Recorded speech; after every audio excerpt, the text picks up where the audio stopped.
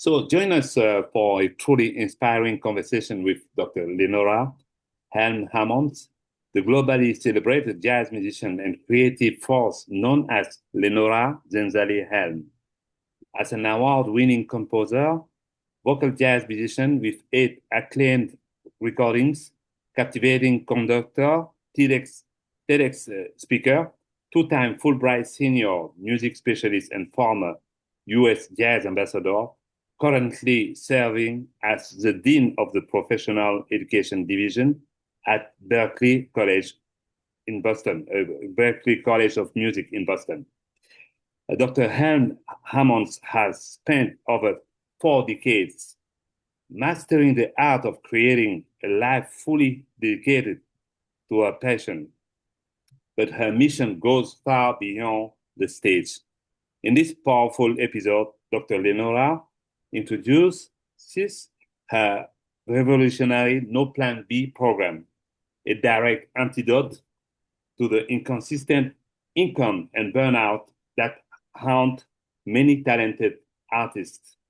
She will break down her unique 5 C's framework, a strategic and psychological blueprint that guides creatives from a state of uncertainty to one of unwavering confidence. Discover how to gain clarity in your vision, build a supportive community, deepen your connection to your work, cultivate the courage to take risks, and ultimately live with the confidence of thriving creative entrepreneur. Dr. Lenora will also share exclusive insights from her highly anticipated book on Routledge Taylor Francis, Sing Vocal Jazz, Teach Vocal Jazz, offering a glimpse into her world as a respected educator and trailblazer. This episode is a must listen to for any artist who feels their talent in weighing them down more than lifting them up. Dr. Helm Hammonds will show you that a life liberated from the need for a plan B isn't just a dream, it's a vibrant reality waiting to be built. Visit her website at www.lenorahelm.com. Please, let's welcome Dr. Lenora Helm Hammonds. Thank you so much for coming. Thank you for being here. Thank you. I feel so honored and so happy. It's been a while now, actually. I feel like I haven't seen you in a month of Sundays, Gino. How are you? I hope you're well. I trust all is well in your universe. Sure, sure. Everything's fine. Just busy, busy. New York, how it is. We always running, traveling a lot, and trying to make things happen. Yeah, fighting every day, fighting in a positive way. Yes. Writing books and teaching. Doing almost the same thing, but always exploring and having the chance. It's a very great luck for us to have you here with all your knowledge and your career, your fantastic career. We don't have time to talk about it because it's going to take like years to talk about you. You, because I'm very fascinated by what you've done since, for many years now you've been doing, and your input in the music industry as a vocalist and as a professor, as a, as an educator and as a vision, how do you put it? As someone who has a vision, someone who can highlight the level of the music, and especially of the singing. I'm talking about it because I'm a singer also. Right. Yeah, but my first question I would like to ask you it's like, how would you describe the voice? Before we jump into How would we describe voice yeah, or the voice? the voice. Yeah. That's a very interesting question. The voice is a megaphone for the spirit of the person who embodies the voice. And one of the most important parts of that statement, I say that because the voice can't be separated from the person. You can pick up a saxophone, you can sit at a piano, You can pick up a violin, and it's an inanimate object that you pick up and you put your hands on, and then you try to transfer what's from your heart and head through the instrument. But the voice is you actually embody. You cannot separate your voice from your body. You can separate your instrument from the awareness of who you are. And sometimes you hear people who are singing in that way, that they are separated from the expression of who they are as a human being. But the more you find the kinds of singing and experience the kinds of singing where people move you, and when they're singing, you don't know really how to articulate what you're feeling, but you just walk away with that feeling of, my goodness, I felt like they were singing just to me, or their voice gave me chills, right? And when you hear these kinds of comments, it's because that singer has been able to make that connection, that deep connection with who they are coming out. And often when you ask the singer, wow, what did that feel like? They said, you know what? I was in a zone. I wasn't even aware of what was happening. And so the voice is um, a very authentic and organic portal for human expression of the spirit. Yeah. And what does that mean for you personally to be a singer besides, I mean, being a scholar and professor? The Um, meaning that you give for yourself for your practice, I mean, as a vocalist. mhm. At this point in my career, I feel like singing is a ministry. I feel like singing is I feel like it's a calling, and I feel like it's a way to teach life through music. When I first started singing, maybe I was 8 years old, my first attempts at singing. I was just having fun and I liked music and going through school to get, in the various situations of getting in a degree pursuit. Singing was just, I won't say mechanical, but I did not understand the somatic relationship with that mind-body awareness, so that there was a confluence of what is in your heart coming through the music. Um, and then learning the pedagogy of not only vocal pedagogy of how your instrument works, where the vocal cords are, where the apparatus is, what happens when it doesn't work correctly, what is needed when you have done something where you've hurt the surrounding musculature, the skeletal, being able to teach those elements of, okay, if you even raise your head the slightest, you move the apparatus from out of the alignment, singing in a certain way, whether it's bent over or stretch your head back, all of those things change the sound. And so to sing is to be connected to that in a different way. Like you may know the parts of your violin, but you may not, a violinist may not necessarily have to worry about um, what kind of wood is the violin made of, such that they have to pay attention to what the violin doesn't eat, the violin doesn't sleep. Right? The violin doesn't have stress and hormonal things that change your voice. When women go through certain stages in their life, menopause, having a baby. I remember reading something where Quincy Jones said to Vanessa Williams, he was talking to whomever was producing one of her records. And oh, he said this to her husband at the time. Make sure you pay attention to the keys that she sings songs in, because after she has the baby, while she's pregnant, her voice will drop. And after she has the baby, it'll be a different once you go on the road on tour with those songs. So many things affect your ability to sing, the health of your instrument. Um, yeah, so it's an all-encompassing field of study and a journey. But does the place you perform alters your, I mean, your way of singing, like playing, performing outdoors, singing outdoors, or singing like indoors in a room? Yeah, That's a great question. You know, when we're singing outdoors, oh my goodness, you have to worry about so many things. Um, the temperature, the humidity, if it's hot, is the stage covered?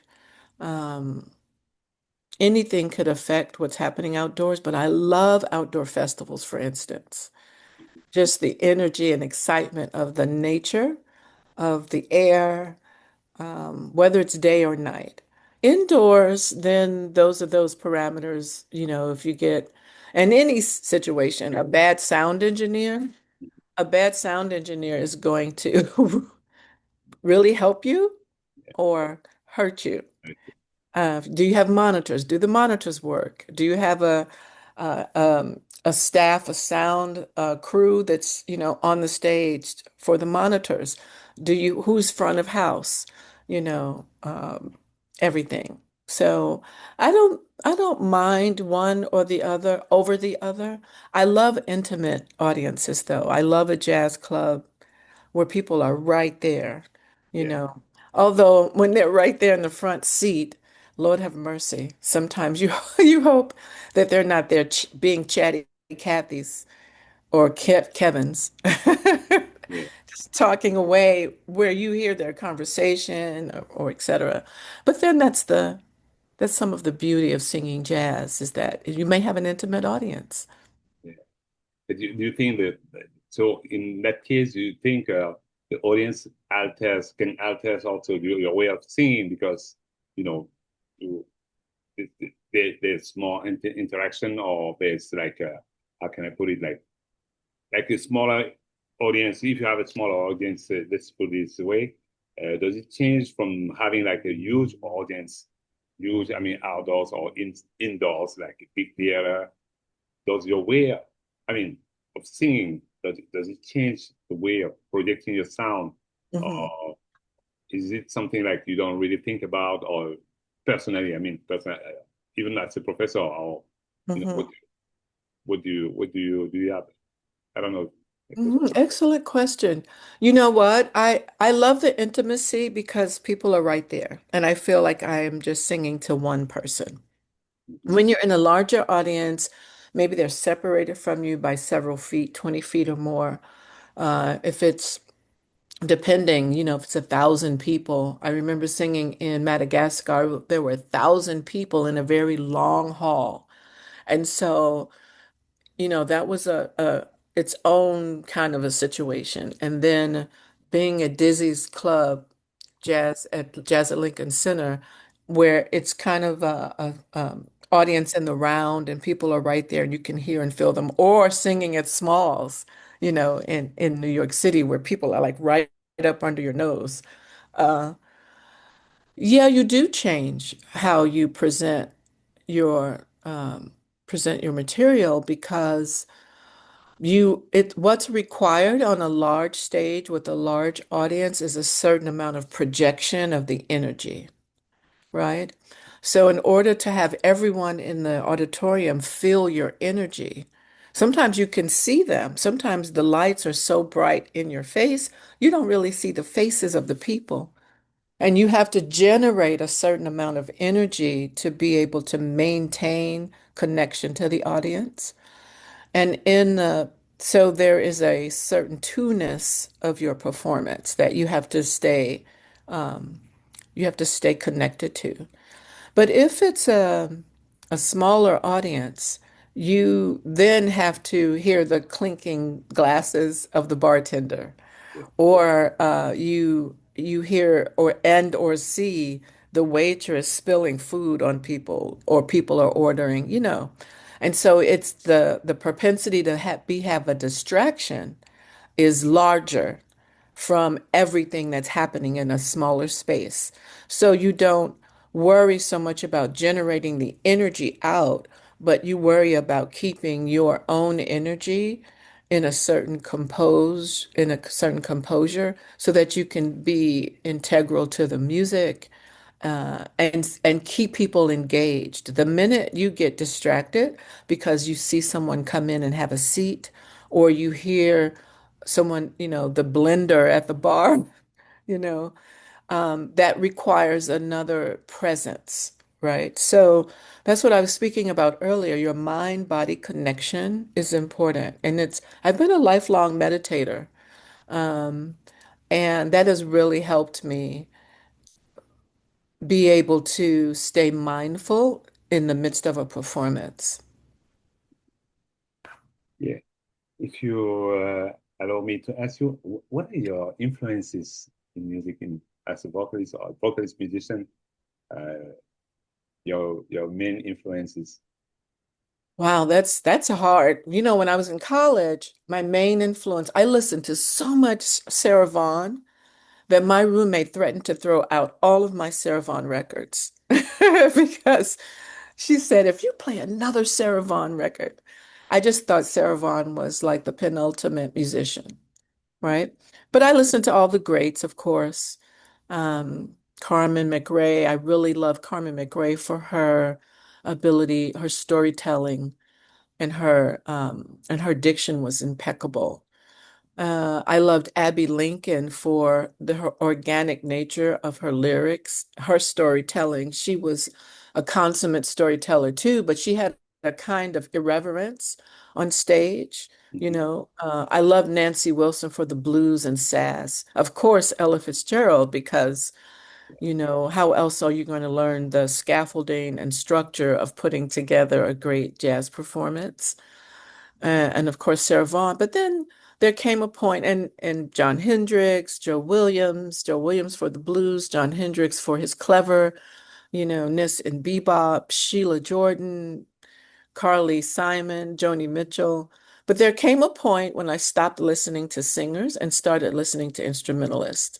And I think my favorite instrumentalists have seeped their way into my writing, composing, singing: John Coltrane, Wayne Shorter, Stanley Cowell. I had the privilege to work with Stanley Cowell and Andrew Hill, pianists, both are pianists. Um, I had the privilege to work with Dave Liebman. I really, really love listening to Coleman Hawkins or Lester Young when I'm working on improvisation. I listen to their solos. I love to listen and think about Mary Lou Williams, the way she composes. I love Thad Jones and Mel Lewis's arrangements, Jimmy Heath's arrangements. So I listen to different instrumentalists for different things, as well as different singers. And what's the axiom? First, you imitate, Mhm. and then you move after you imitate, then you move a little bit with your own ideas and the people, your icons' ideas. So you emulate. So you move from imitate to emulate. And then hopefully you become a, s- you come to a point where you can express yourself fully. And so you innovate. But I think that last stage is the rest of your life, because when you listen to the elders, like a Sonny Rollins or any of the elders performing, Betty Carter, they'll tell you it takes a lifetime. It's like you never stop growing and evolving. Would you say that were you taking time now to transcribe all those lines? I mean, the vocalist or any instrumentalist. Uh, did you? I mean, were you more into transcribing all those lines, putting on the paper, and singing to make sure that? I think all singers transcribe first until you learn how to put pen to paper and you understand music theory or how to write a chart. You learn things by ear, just by the nature of, we don't have to go to an instrument to transfer what we're hearing or to find what we're hearing. So my transcription, I evolved first by ear. And then once I started, working in school, and learning music theory, arranging harmony, etc., then you write things down, because there is something putting pen to paper. When I first started arranging, our arranging teachers required us to do everything by hand. None of this Finale and Sibelius stuff was even around. We even had to take, when I was in Berklee as an undergrad, calligraphy class. so that your handwriting and arrangements could be legible. Um, so yeah, eventually I transcribed by hand because what it does to you for your ability to understand rhythm, and to see and understand form, they kind of overlap. So you start to learn harmony and arranging, and then doing transcriptions by hand help you with your rhythmic ability to be able to see it on paper. So they feed each other, each of those skill sets. So I encourage singers to do that. Sometimes you hear people say, "Oh, I don't want to have an official, I don't want to really learn. I want to just, I don't want to be in school. It will mess up my voice," or some irrational thing like that. Kid logic, I call it. Like if I study the voice, if I study music, it'll destroy my original ideas. And which is just, I don't know, that's just crazy pants. And how about transcribing? How did you cope with that transcribing with some mistakes sometimes in the solos? Let's say like you're transcribing. Uh, Yeah, you're gonna make a lot of mistakes transcribing. This is why.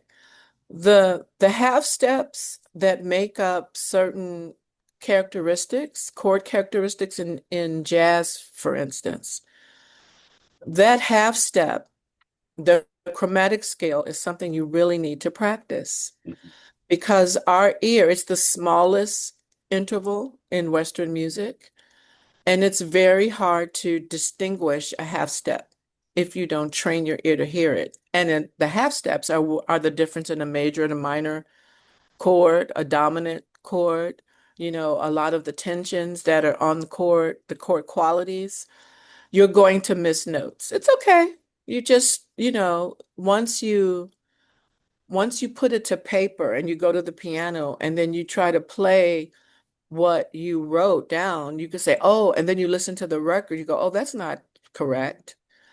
Sometimes I use apps like Automatic Slowdowner, Amazing Slowdowner. I'm not ashamed to say that because you want to get the accuracy, right? After you do the transcribing of listening, and then I listen in layers. First, I tell all my students to do this. You have to listen for study. Listening for study is different from listening for enjoyment.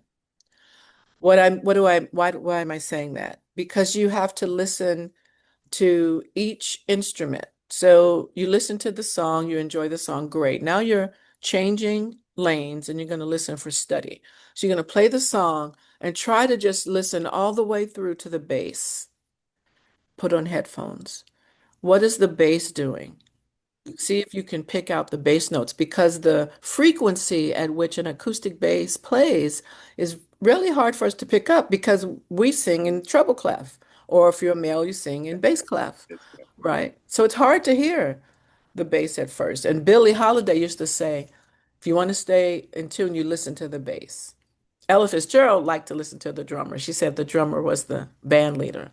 So, but when you're transcribing, you have to train your ear to start to pick up everything. So you listen all the way to the bass. Then you start the record over and you listen again. And now you're trying to listen to the next instrument up. Maybe it's guitar if there's no guitar, piano. What is the piano doing all the way through, right? Then go back and listen to whatever. Can you distinguish where's the tenor sax? Where's the drum? What is the drum doing? And if you listen like that, you'll realize, oh man, I've missed so much only listening to the singer. Then when you listen in this way, singing jazz, is about learning how to listen and learning how to hear. You have to learn how to listen to music and you have to bring your awareness to what you are hearing. Many times when I was, starting out, and I would be with my other singer friends and they'd be singing along to a Shaka Khan record and some of them would be harmonizing. I would be silent because I was too embarrassed to let them know I couldn't hear the harmony. I could only hear the melody, right? So transcribing is a tool to train your ear to begin to hear things and become aware of all these things. For instrumentalists too, but especially for vocalists, again, because all we have is our ear, Yeah, and we have to train our ear to recognize and identify what we're hearing. yeah. Even my other question is like, me to wrap up with this part is like, when you have the song, for instance, if the song itself, the recording has mistakes, when you transcribe, how do you react? Does the student, I mean, as a student in the past, when you were young, a kid, I mean, a student anyway. So as a student, how did you feel about it? You know, like you have a recording, the sax player is playing, doo doo, da, da, da, da. Maybe, I don't know whatever, the note is not, it's kind of out of, and that happens sometimes. And how Uh-huh. would you transcribe in that case? Or would you only pick the songs that are really perfect, like the solo is really perfect, the sax player is playing like in tune. There's no mistake. I mean, nothing wrong. Oh, I see. I think I've misunderstood your question. No, the first question was right. I'm just, that's the second one. That's another one. Uh-huh. The first one was right. But So how do I correct my mistake in transcribing, or if I hear the musician has made a mistake with the maybe harmony? the musician has made a mistake. Ah, well, I think differently about what people call mistakes because Miles Davis would say, Yeah. you're only a half step away from the right note, And see, right? And I remember Herbie Hancock recounting a story where he played the wrong chord in the midst of a concert. And Miles Davis made, instead of responding how to the chord that should have been there, he responded to what Herbie played by making Herbie's chord correct by changing what he would have played and responding to the chord Herbie played in the moment, right? mhm, So if I hear someone make a mistake or in their scatting or in their performance and I go, "Oh, they sang a minor on a major chord," for instance. mhm, I, I don't sit in judgment of that. I just really listen to what everybody else does. Is everyone else going to continue as if and really show that their bandmate made a big mistake? Or is everyone going to adjust and play something in response to that? Because if you did a major on a minor, well, maybe, okay, now you're going to play a dominant chord, you're going to reharmonize in the moment. There are many ways to kind of cover up that mistake. If a singer, though, I've seen singers who don't have a solid ear yet, but they know their melody and they're used to singing it in their key. And then they lose their way in their ear and they sing the entire song. Maybe they sing an entire chorus in the wrong, like a half step away from the real key. In their ear, they're hearing everything, but this is an instance of someone not learning how to listen and learning how to hear because they don't hear that they're wrong. And we've all experienced that, listening to someone who's a beginner or just learning, and they are singing that song. They've practiced with the record so much. They're singing all of Ella's licks, every twist and turn. They're singing that recording, no matter what else is happening around them. Um, and so it happens. But this is when you get an opportunity to show your musicianship or your compassion for your bandmate. Am I going to shine a light on the mistake that person made? As a listener in the audience, am I going to say, "Oh, yeah, I heard you messed that up"? After the gig, you go up to them and say, "Yeah, I heard you." That's when, sometimes the elders hear you sing. I remember sitting in on, I don't know, I sat in on Junior Cook and Bill Hardman when I was, a youngin' at Berklee College of Music, and they were on tour, and we went to a jazz club in Roxbury to hear them. And I tried to sit in. Oh, Lord Jesus. And I was all over the place. And afterwards, one of the elders said, "Yeah, I heard you. That means you were a mess. You were a hot mess." They they don't say, "Oh, you sounded beautiful." They say, "Yeah, I heard you." And you go, "Oh, let me just go home and shed." So, So, but are you coming from a lineage of vocalists, or maybe do you have your parents were they singers, vocalists? No, neither of my parents were musicians. My father was a painter for a while, and then he stopped painting after more children came, or and then my mother was a cosmetologist and a beautician. Mhm. I think I got my inclination from loving jazz because my father loved jazz and he would play it all the time, and I would sit on his lap as a little girl while he painted. Um, but then when I got into elementary school, my older brother, who's 10 years older than me, played trumpet. And I used to hear him play Black Magic Woman by Santana. And I wanted to play trumpet to be like my older brother. So when the band came to my elementary school, I chose trumpet.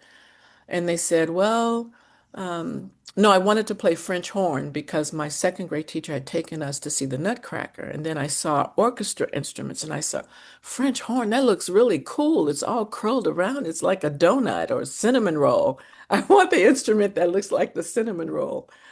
Kids, right? And so they said, no, we don't have that, but you can play trumpet. So I played trumpet for a little while, and then our school couldn't afford the music program anymore. So fourth grade, then I was in like the school choir or whatever. But because my brother played trumpet, he doesn't play anymore. I was really intrigued by instruments and singing. And then once I started singing, I was in a third grade, talent show, and that got me on the singing bug and took organ later and just, kept going like that and different music things. But no, my younger brother, he plays saxophone. He writes music and he plays saxophone, smooth jazz. Reginald Helm. Raja is his artist name. Mm. But yeah, I was the weird one. And are you familiar with the music from the African continent? I know that you've been all over the world. I know that you were a jazz ambassador. Also, you went to maybe to Cameroon. I don't know, to my I country. haven't been to Cameroon, right? That's your home country, yes? Yeah, that's my Yeah. country. And you've been to Madagascar, to Malawi. Malawi. Yeah, yeah, Malawi, different Uh-huh. countries. Do you see any? Are you familiar with those music? Were you able to sit in with some musician from those countries? From those countries? I sure did. In each country, one of the things that was required is that we do community-based concerts and that we interact and do workshops with musicians who were from each country. So the State Department would set up opportunities to not only be at the ambassador's home and do a private concert and do the concerts that were in, whether it was in a school or an arts and cultural center or a festival. We did all of that. And each time I was able to interact with the musicians, I wanted to have their recordings. I wanted to listen to and sit in with them at their gigs, go to their, church. So I was in Kenya, Madagascar, Uganda. Then I also spent some time in Johannesburg and Pretoria. And so what really struck me is that musicians outside of the United States have a the same kind of love and passion and commitment. And sometimes they do it against odds, where I remember these young people in Fiji, and this was a performance and a gig, not part of the US Jazz Ambassadors Tour. But these young people, they didn't have the instruments that we may take for granted, and they would have to walk long lengths of, the road between where they lived and where the music school, the community school was miles and miles. So the commitment had to be really strong. But in most of those places, I was in the universities, and so it was just a brilliant experience to play jazz with people in each of those countries. Do you see any connection between jazz and some of the music that you've heard in the African continent, or it's nothing? Yeah, oh yes, just the sense of rhythmic foundation. the principle that everyone participates in making music, right? Not just, okay, there's a singer and no one else is kind of responsible for the melody. A sense of melodic connection and a sense of community on the bandstand. So those are some of the similarities, but also and honoring their own traditions. I remember meeting a musician in Pretoria. His name is going to come to me later, probably, who had written out all of the African jazz, had a whole book full of African jazz compositions from African jazz musicians, not just what we know in Abdullah Ibrahim or Hugh Masekela, but a lot of musicians from all over South Africa were in this particular songbook he had created. Um, and then, even countries outside of the continent, in Europe or in South America, musicians who, like I said, jazz in lots of places outside of the United States has more respect and more access to resources than inside the United States. So, for sure.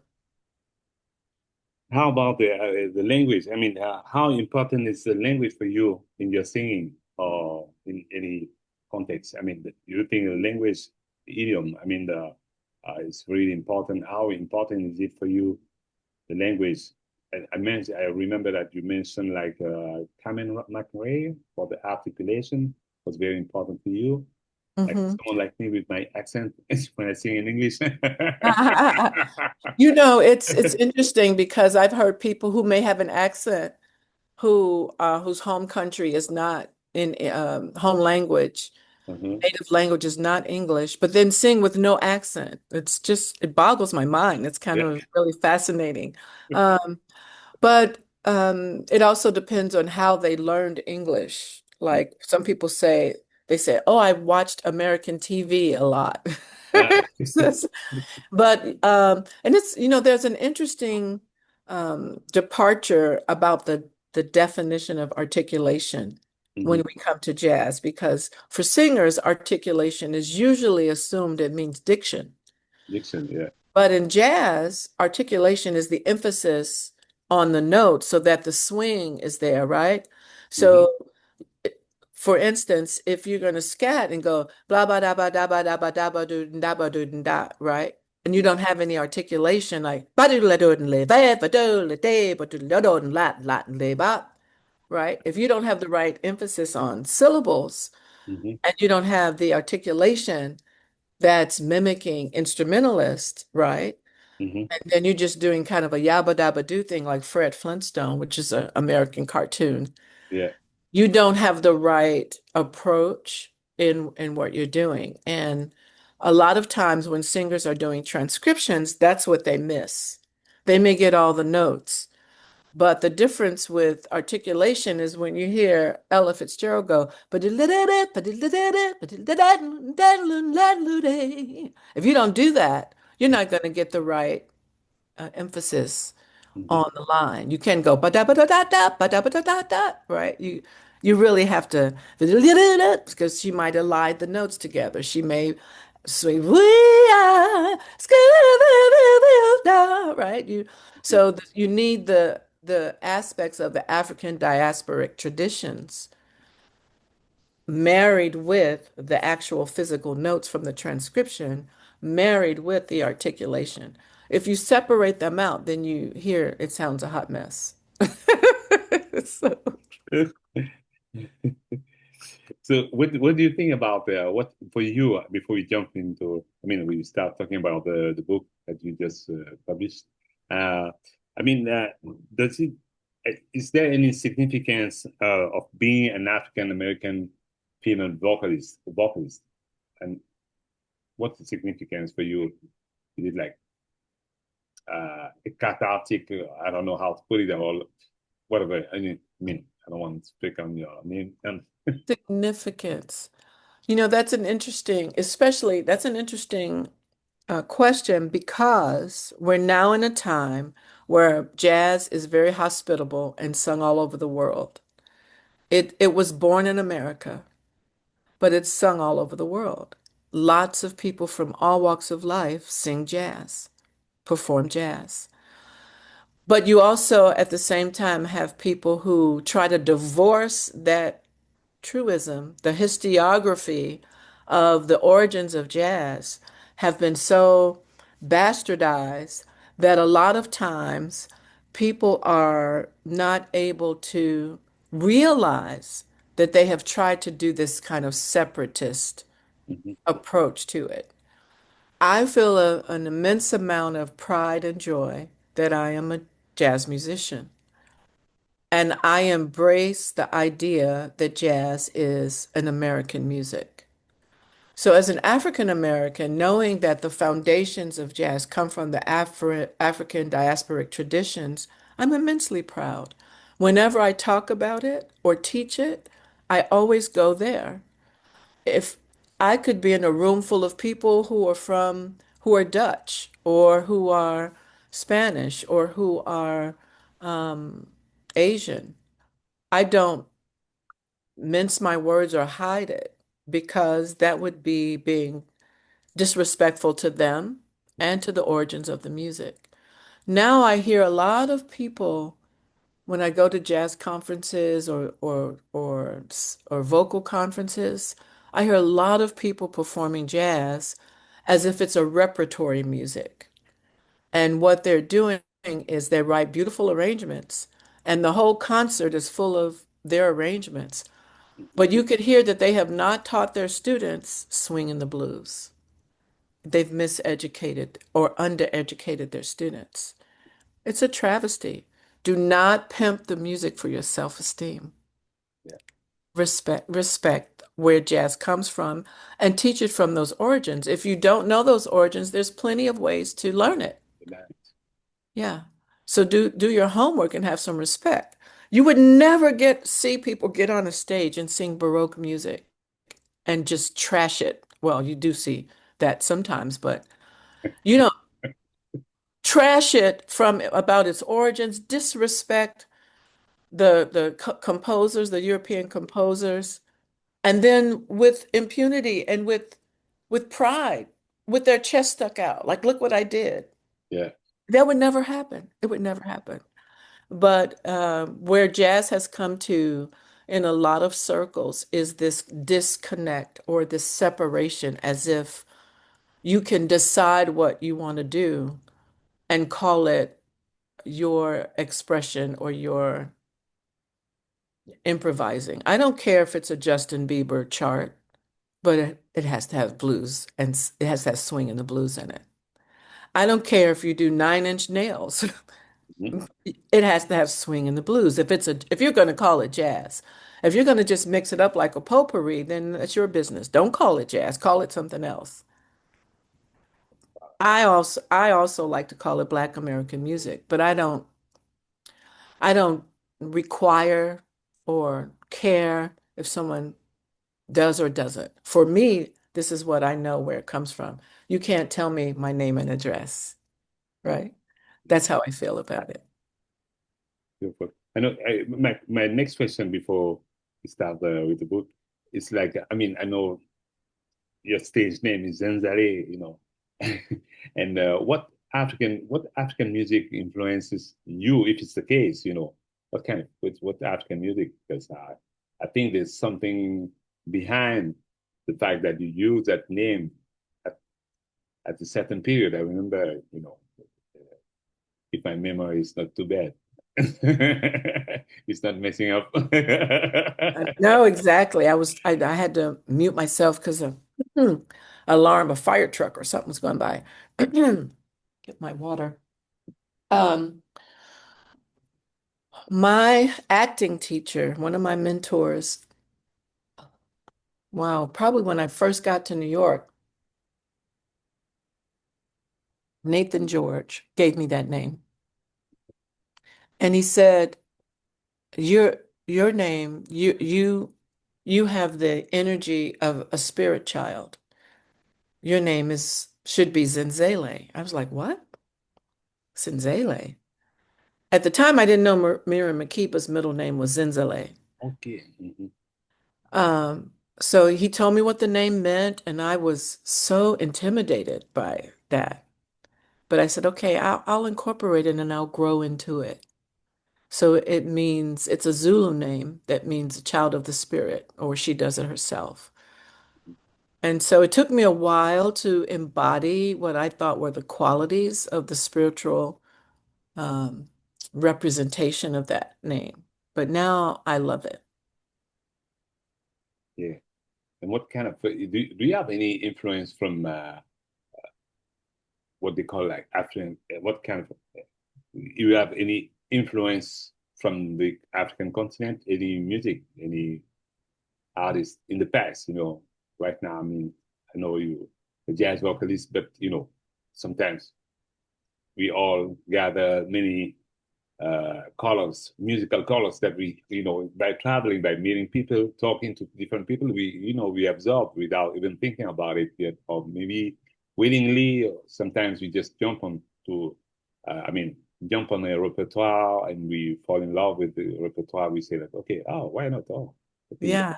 that is I think so. I don't know enough about the music from the different regions. dialects and the different regions of the continent. I know that I have an affinity toward Mali, music from Mali. Mhm. Whenever I hear music from Mali, I feel something stirs in me as if there's some kindredness. But when I did my ancestry.com, chart, Mali wasn't in there, but West Africa, there are places in West Africa that were there in traces. But I think because I listened to and absorb everything, my father had a set of African drums at home and used to always play him. He would have friends who would come by and they'd play drums. And I think I was just always drawn to all of the rhythmic complexities. And when I've met singers from there, I marvel at how they interlace jazz with their music from their region. Mm. So I am an African daughter. I just can't tell you where I borrowed it from. Yeah, I forgot to ask you a question. I mean, how is it going with the new city? I saw that you just put a new city with your friends, Kate McGarry, Yes, Phelan. It's yes. amazing crew. You guys are just like, wow. I'm like, I'm pretty excited about I it. can't wait. Thank How you. did it go? How did it go? I mean, how did you guys start That the project? we just have been friends a long time. And you know how you see your friend and you say, oh, we should get together. We should do something together. And then we stopped saying that. We like, you know what? Let's do it. And we sat together over food and tea and wine and just started to ideate about the idea of doing an album together. What should it be? Should we do standard? Should we write our own material? So we decided to write our own material, except for one standard is on there. Oh, But we're excited. It's going to be out first quarter of 2026. So wow, that's great. I can't yeah, wait. I'm looking forward to it. I can't wait either. And when we call it like one of the things that we're doing about it is saying we're women of a certain age who have done all these things in the world, and now we come back together to be with each other Hmm. um, in song. And it's like a balm in Gilead. It feels so good to sing with them, Hmm. and it feels so amazing to be understood and be seen by each other and perform with no, hang-ups. Sometimes when you collaborate with other singers, it's like a whole drama fest. But Yeah, it's been a beautiful experience. yeah, no. Mhm. Yeah. So how does it go? I mean, like, is it like I don't want you to tell things that you don't want to say before we get the CD, but To the spoiler alert, right? yeah. So we each recorded two songs of our own. Uh-huh. And the standard on the record is It Had to Be You. And we had a full band, piano, bass, drum, guitar, Miki Hayama on piano, Keith Gantz on guitar, bass. We have John Brown and Paul Creel and drums, Kobe Watkins. Mhm. We had guests, different guests, Trowers, Robert Trowers, and Dexter Moses, Shayna Martin, and I'm forgetting somebody I know. Andrew Berenson was our producer. Um, Lynn Trumpet. Oh man, his name is, I'm having one of those junior moments, and the name just went out of Ben my head Jones. for a moment. Lynn, it'll come to me in a moment, but on trumpet. He's on my big band record too. Mhm. Um, so yeah, we had so much fun. We did it over a couple of days last year in July, right before I left North Carolina Central and went to Berklee. Mhm. So I did the record, and the next day I drove to Boston. Wow, that's awesome. Yeah. But were you guys singing in this song? I mean, all the songs you singing all together, or each person, each lady sings all? Both, both. We did solo pieces and we did pieces where some of us we did background on each other's songs. And we did a song where we did a couple of songs where we're singing as a quartet. So we composed two songs together. We each did two songs of our own as soloists, and then we have the standard, the jazz standard, where we're singing all together. Lynn Grissett. I knew I remember his name if I stopped thinking about it. Yeah. Isn't it funny how the prefrontal cortex works? Okay. So we can talk about the book. I'm very excited about this new book. Sing vocal jazz, teach vocal jazz, a holistic guide to vocal jazz performance pedagogy. Uh, so what is it about? I mean, I can from the title, I can imagine, but for people who are not aware of, uh, the type of music and what you You know, writing. I wanted a book, Gino, for a singer or a teacher to be able to pick it up and teach themselves or someone else what they need to know to perform jazz. Mhm. It's for a classroom teacher or a private studio teacher, or it's for a practitioner, a singer who maybe was from musical theater, classical music, any other style, and they don't know where to get everything in one book. So the book is comprehensive and it tells you everything you need to know to understand how to learn. What do you need to know to sing jazz? Why do you need to know it? And how to go about it? Everything from vocabulary to exercises. So it came from the frustration of when I started teaching vocal jazz in 2005 in a university. Um, I was so mad that there wasn't a book like this. There were books like this for every instrument, for big band, for small combo, and there were a couple of books. Steve Zagree, who had a big kind of show choir uh, in the Midwest, and he was, very well piano player, very well respected in the industry, had a book about vocal jazz ensembles. And there was one book, Jazz Pedagogy, that had a chapter from different instrumentalists and one chapter about vocal jazz from Jennifer Barnes, who's now at University of North Texas State. And that was it.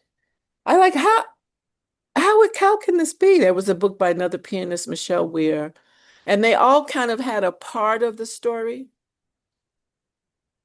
but not the whole story.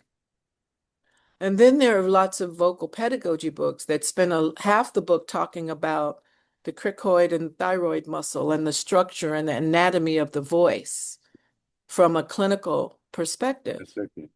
but not performance.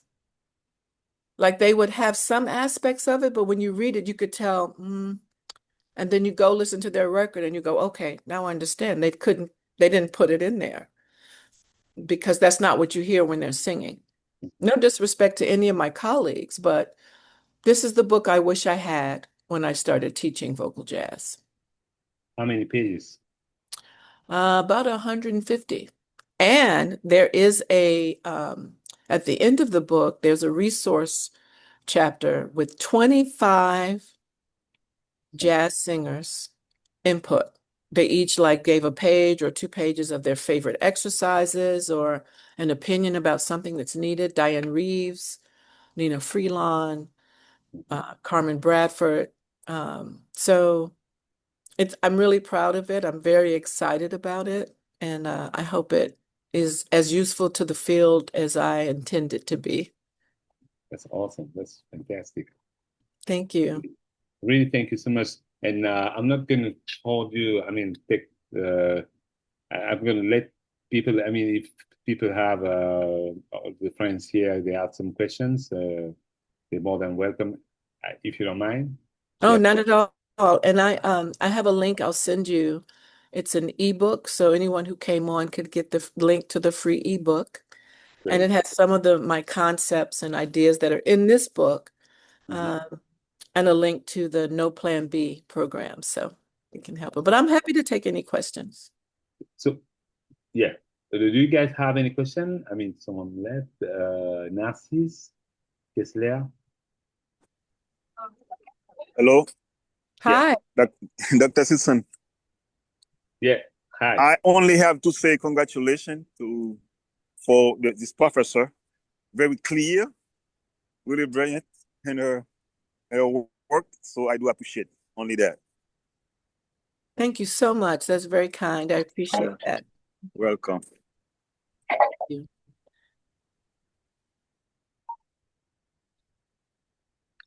Narcis, any question? So I'm sharing. I think I have the 20% discount. The book about the book. I'm going to put them. I'm going to put it Beautiful. even on YouTube. Narcis, you have a Beautiful. question? Yeah.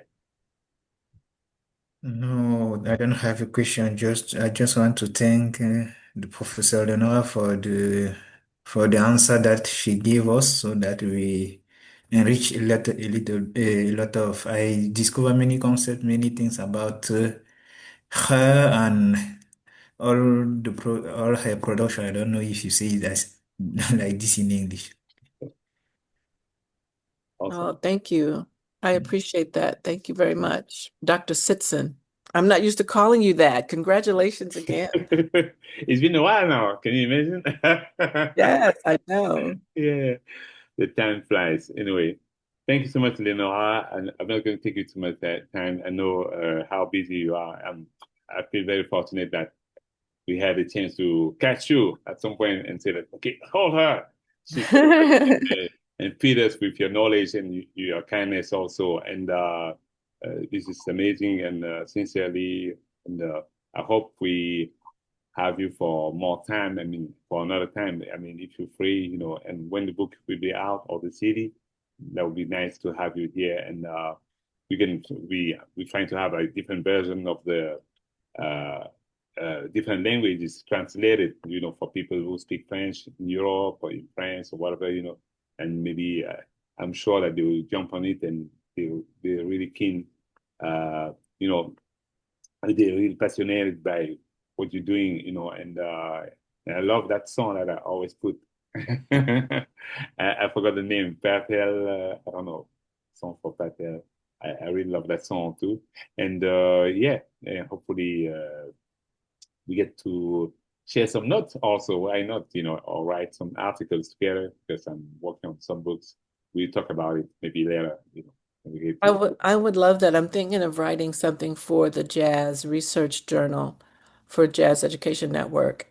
And I was asked to do an article, but I'm interested in really marrying concepts about the African diasporic traditions from Mhm. that viewpoint. One of the contributors to this book is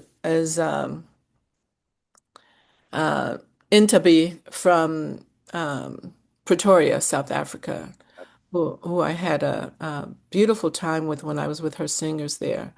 I would love to have your perspective in an article, so we should talk about writing something together. With pleasure. But it would be my pleasure to come back and talk about anything vocal, vocal focused, or just being a musician in the world. Yeah. not only in this time, but our responsibility to young people Mhm. and to educators. Our voices are important, especially in pedagogy, because if it's not written down, it's as if you didn't exist. So when I think about when I was doing my research for my dissertation, I was looking for pedagogues who were of African descent to see and understand what it is that was important to them in their time. Mhm. And so there's a void that we need to think about filling. If it's not written down, it's as if you didn't exist. And we can't take this to the coffin with us, right? Yeah. Yeah. Yeah. That's wonderful. Thank you so much. Thank you, my friends. Thank you, Narcisse, Dr. Narcisse, Dr. Kessler Bien-Aimé. Everybody's a doctor here, anyway. Thank y'all for coming. I appreciate it. Thank you so much, and have a blessed weekend. Talk to you very soon. Okay, you too. Thanks so much. Bye now. Bye now.